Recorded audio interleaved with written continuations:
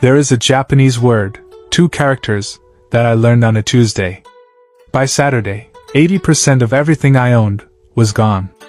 Not because I forced myself. Not because I read a minimalism book. Because the word made the decision obvious. The word is Danshari.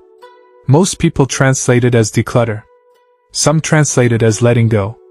Both translations miss the point entirely. Danshari is 3 separate words, 3 separate practices, compressed into one philosophy. Dan-sha-ri.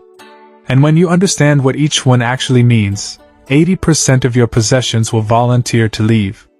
Dan means to refuse. To cut. To sever. Not to discard what you have. To stop before something enters. The samurai understood Dan as a sword principle. The sword that cuts clearly, cleanly, before the enemy reaches the gate, is more valuable than the sword that fights the enemy inside. Dan is the gate. Application of Dan. Before you bring anything new into your life, any purchase, any gift accepted, any subscription started, you pause. You ask, will this serve my actual present life?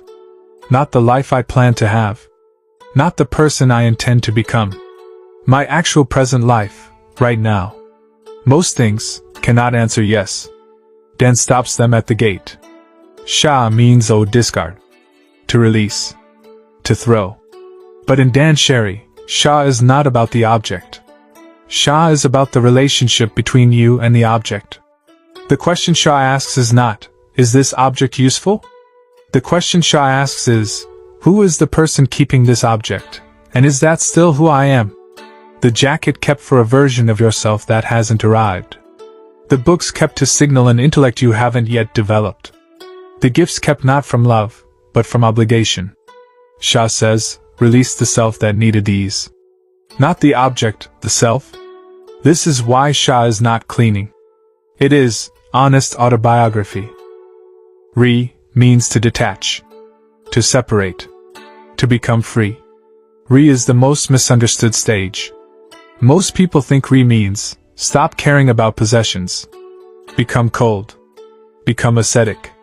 Ri means the opposite. Ri means, develop such a complete and loving relationship with the objects that do serve your life, that the objects that don't, become impossible to confuse with the ones that do. The Zen monk is not detached from his bowl. He is completely attached. He knows that bowl in the way that only 15 years of daily use creates. That depth of relationship with a few things is Ri. It makes